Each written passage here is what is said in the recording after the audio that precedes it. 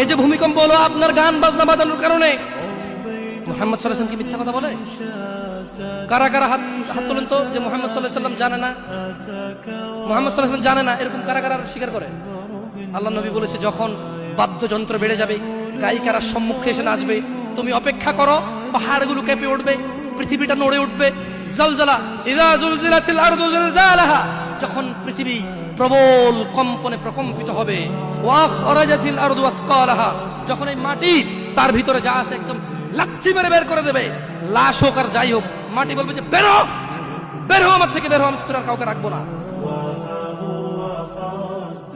وقال الانسان, মানুষ বলবে মালাহা মালাহা, পৃথিবীটা কি হলো, এই মাটির কি হলো, কেন সে কবরগুলো লাশগুলো বের করে দিচ্ছে, কেন সে স্বর্ণ মতি হীরা মানিক্য বের করে দিচ্ছে, মালাহা, এর কি হলো, কেন পাহাড় নড়ে উঠছে, কেন পাহাড় ভেঙে চূর্ণ বিচূর্ণ হয়ে যাচ্ছে।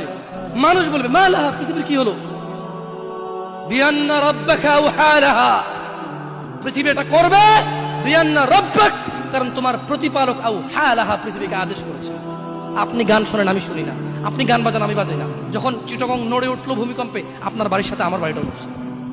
বন্ধ করেন এই জুলুম আমাদের উপর, আল্লাহর দিকে তাকিয়ে বন্ধ করেন, আল্লাহর দিকে তাকিয়ে বন্ধ করেন। আপনার বাড়িটা যদি ভেঙে ফেলার তো ইচ্ছা, বুলডোজার ভেঙে ফেলেন, কেউ ধরবে? কেউ জিজ্ঞেস করবে আপনাকে? আপনি গান বাজনা শুনে এভাবে পৃথিবীতে বিপর্যয় নিয়ে আসতেছেন। ইত্তাকিল্লাহ হাক্কা তুকাতিহ, আল্লাহকে ভয় করেন যেভাবে ভয় করা উচিত।